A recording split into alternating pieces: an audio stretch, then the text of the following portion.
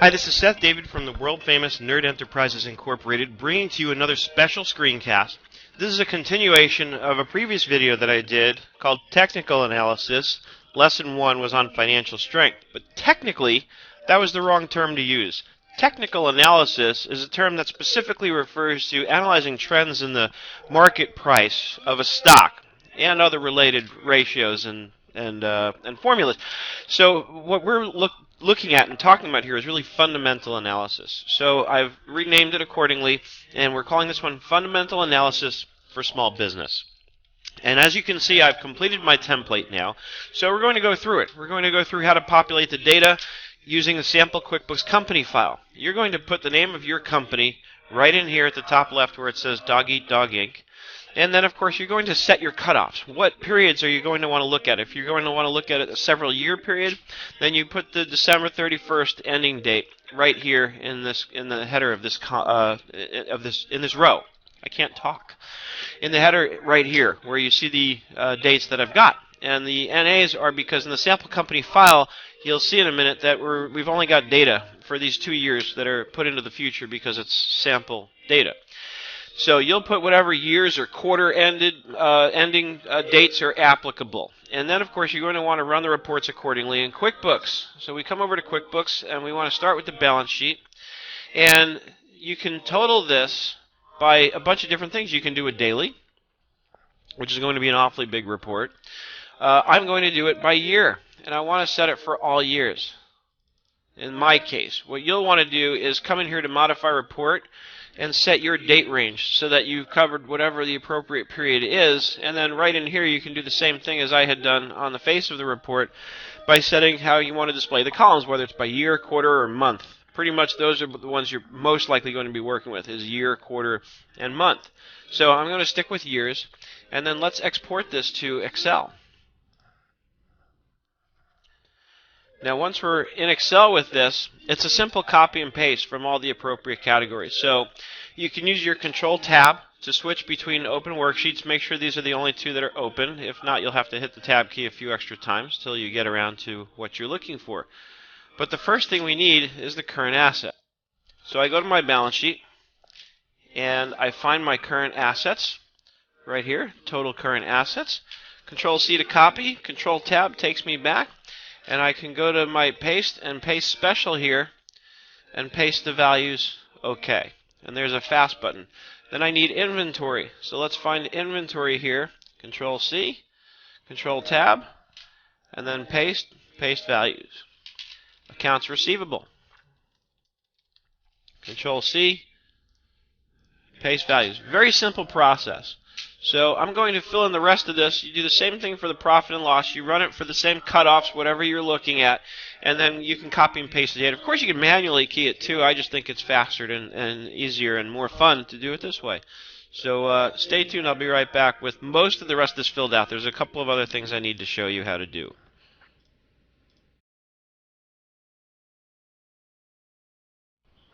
Okay, so we've got the basic data entry done. We have a few more things to do. First, we have to put in some stats. We need to know the number of shareholders or owners or shares outstanding. So for most of you, this is probably going to be 1 or maybe 2. You just want to put it out so you can get a sense of the equity and how that's divided amongst the owners in the company. So it may be 1, maybe 2.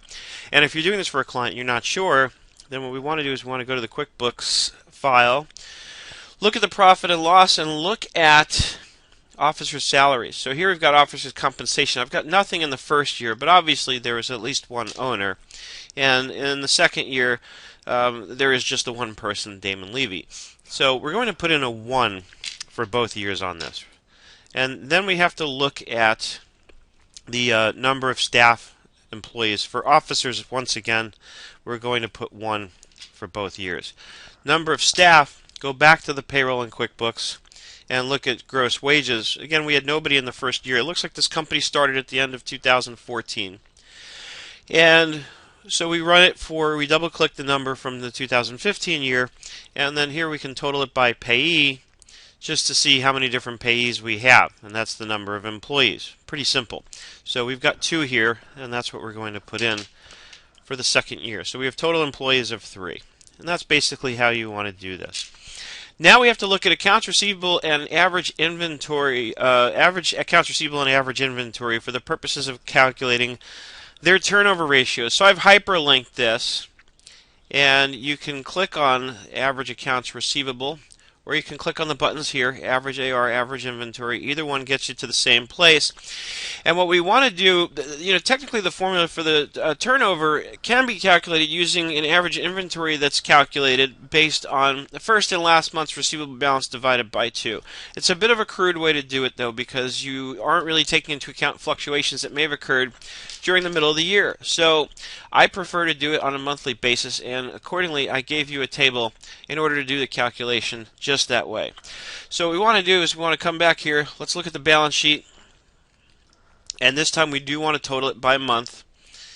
So we're going to come here and change the total to a monthly, and then very quickly I'm just going to export this to Excel.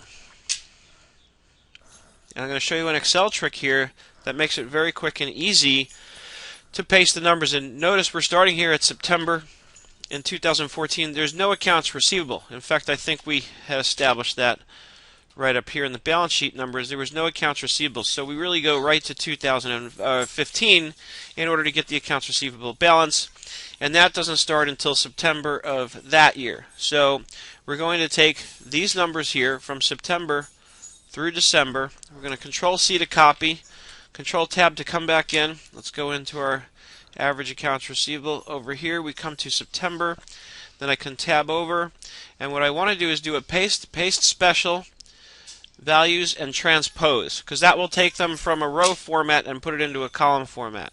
I click OK, and it drops my numbers in for me. So that's my accounts receivable for 2015. We can get rid of some of these extra worksheets I've got open.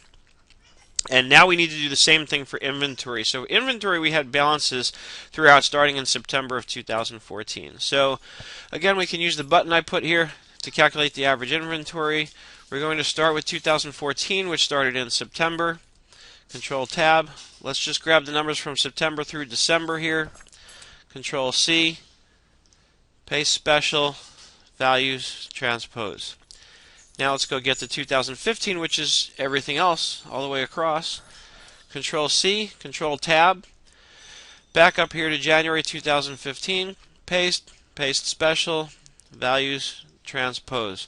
Boom, you're done. Now, once again, you can key these manually. I'm just trying to show you a way to get it done quickly, because if you're like me, then you're going to be anxious to get this data entry part done, so that you can do the real part, which is the ratio comparisons, and that's what we're going to look at in the next segment of this video.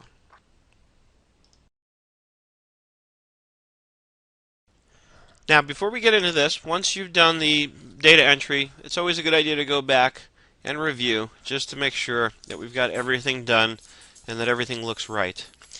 Some of these, like the gross profit margin, are calculated because you have the information there. I figured might as well do the calculation for you, even though it's the data entry tab. But it wouldn't necessarily hurt to go back, run your profit and loss, and check some of the information.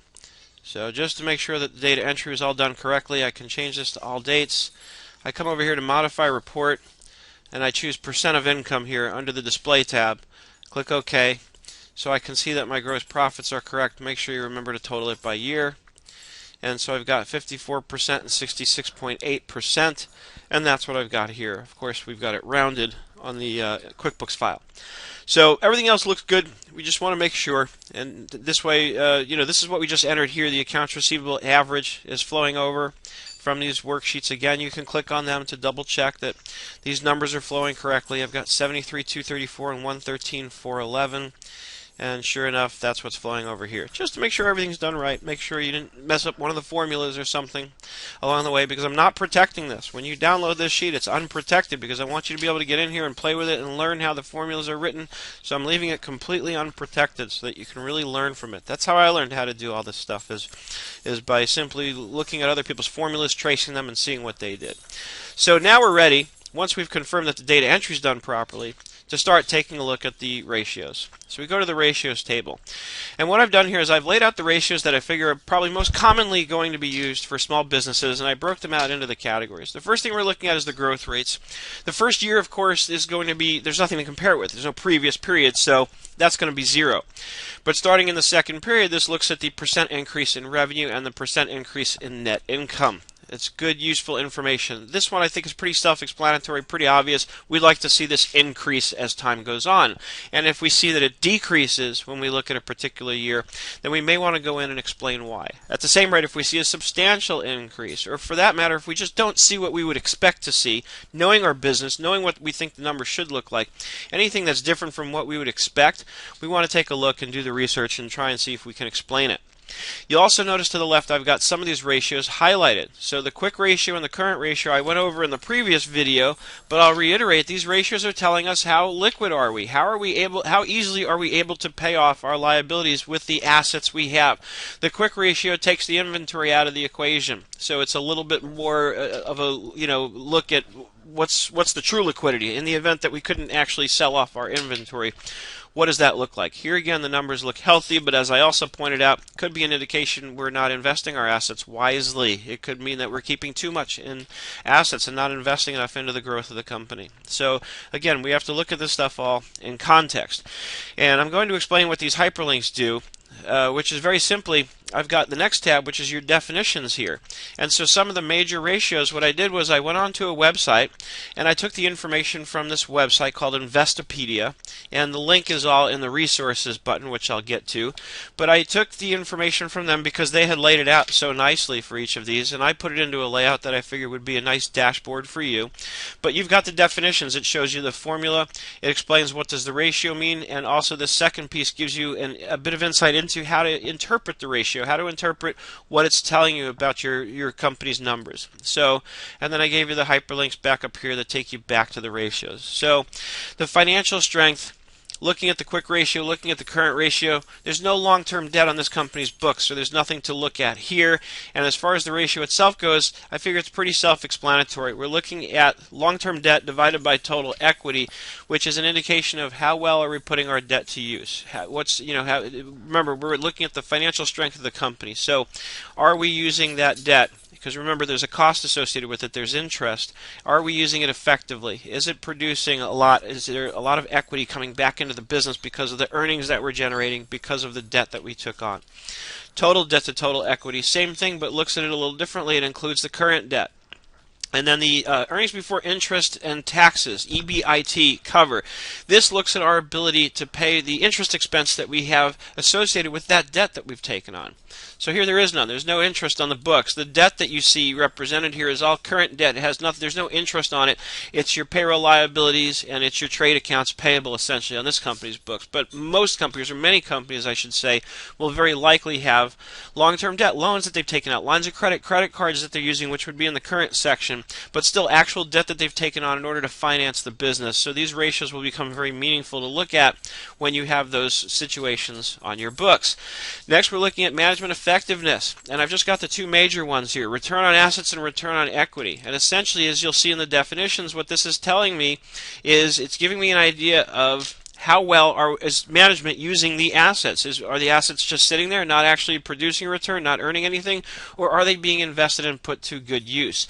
Now, this is the kind of ratio that really needs to be looked at on a comparative basis. So we look at the 2014 numbers, we look at the 2015, we see that the return on assets increased dramatically. Bear in mind that we only had a short year in 2014. This company looks like it started at the end of that year. So it's not a perfect comparison. It'll look a lot better when we have 2 full years to compare with, but still it gives you an idea of how to look at this. And obviously this is something you'd want to see. You'd want to see greater and greater returns on assets and greater returns on equity.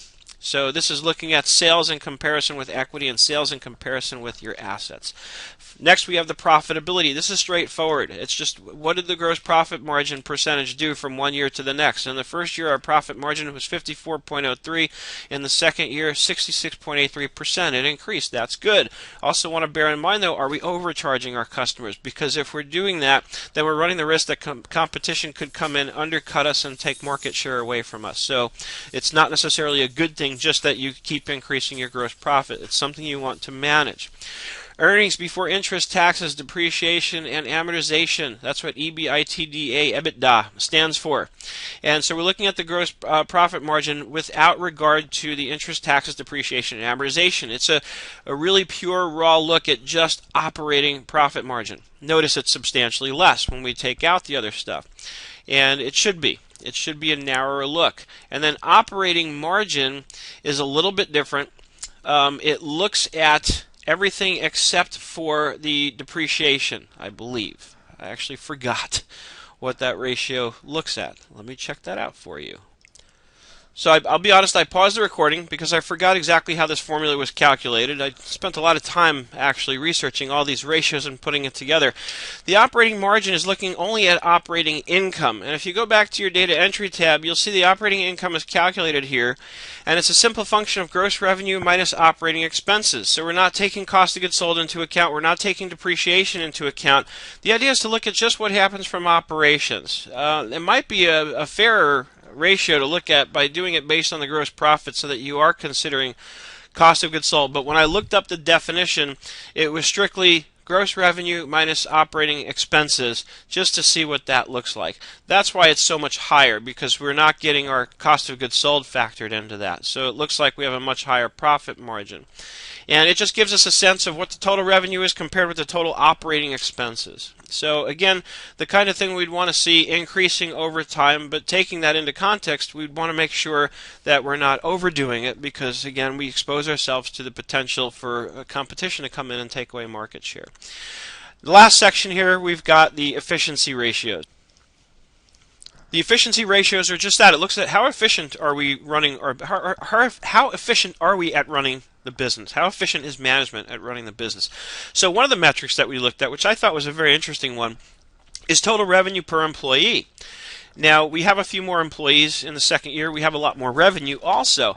But again, when you have 2 complete years to compare with, what you can start to take a look at is, based on the number of employees, how much revenue are we turning over?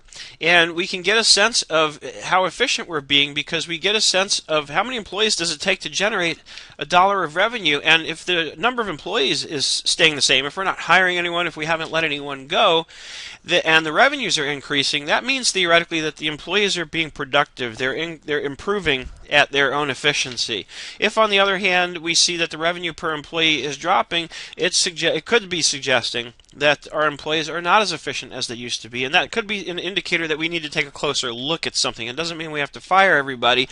It just means we might want to take a closer look and find out, why is that? Maybe the morale is down. Maybe we need to do something to make the employees happy. It could be any number of things, but so it's not the sort of thing you're going to make a final decision about anything on. It's the sort of thing that you're going to use as a gauge for whether or not you need to take a closer look. Accounts receivable turnover is what we had to do that extra data entry for. We had to get the average receivables, because then we divide that by the I used cost of goods sold on the inventory calculation. I actually divide that by, well, let's look. Let me show you how you can trace these formulas through, because you can see here I'm doing data entry D14 divided by D36. So this way you can learn a little bit something about how this works. It's looking at the revenue and it's dividing it by the average accounts receivable. So it's sales divided by average accounts receivable. Coming back over here to the ratio analysis, what this tells me is that I'm turning my receivables over 12 times in a period in terms of the sales. Same thing with inventory. Now, inventory could be calculated one of 2 ways. You could calculate it based on inventory. You could calculate it based on cost of goods sold. I use cost of goods sold in this template. I think it's actually a more accurate metric to look at, because cost of goods sold, you're looking at the cost of what you're selling, of what's actually been sold. And so I think that's a better metric to use, is to look at the cost of goods sold divided by the average inventory balance.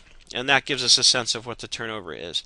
Asset turnover. How many times are we turning over our assets? This is looking at sales and total assets. So again, another metric that gives us a sense of, are we being efficient? Are we putting our assets to good use or not? And as with most of this, we want to compare it to a previous period to see, is it getting better or worse? So these are the kind of ratios we want to see increasing. We obviously want to turn over receivables as many times as possible in a year, because that suggests that we're generating more and more income. We want to see the inventory turned over as much as possible. If the inventory turnover starts getting low, then what it could indicate is that we're building up too much inventory and we need to do something. Either sell more or stop buying more. And we need to do something because you don't want to accumulate too much in inventory. It could present a potential problem, especially if inventory goes obsolete or for any other reason we can't sell that inventory. Then we're stuck with sort of a dead asset on the books. So in an ideal situation, you're only buying exactly as much inventory as you need, at the same time balancing that with making sure you have enough to fulfill all the demand. If you have to make people wait because you don't have enough inventory on hand, that's bad. But on the other side, if you accumulate too much inventory, also no good. So that's a quick analysis, and like I said, I just used some of the most significant ones that I think will be applicable in every small business that you'd want to be able to take a look at. You can come over here to the definitions and get a lot more insight into what some of the major ratios mean, and I did hyperlink them back and forth, so when you click on back to ratios above inventory turnover, it actually takes you right there. It looks like it jumped up a line. I'll fix that reference before you get this file. But that's what you do. You just go to the definitions tab and you can read about these. You can use the hyperlinks I provided here to get right to a specific one. Return on assets gets me right there. So use that. Learn from it. And then finally we've got the resources tab, which is where I put, there's the Investopedia link. I put a link to the discussion on LinkedIn, which sort of inspired this. I had started the template out and posted up a discussion about people doing technical analysis or fundamental analysis for their clients, and so I put a link to that discussion because if you haven't participated, you might find it interesting. And Wilsey Asset Management I put up here because Brent Wilsey, who's the owner, gave a seminar recently which I attended, which really was the true impetus and inspiration for me doing all of this. So I invite you here with my note to feel free to email me additional links that you think might be useful on this resources list, and I will add to them, and I'll update the file in the shopping cart. And anybody who's already purchased it, I'll give them the updated copies so that they can have the up-to-date resource list. If you have any questions at all, as always, email me, Seth@nerdenterprises.com. I hope you're having an absolutely fantastic day, and I look forward to seeing you on the web.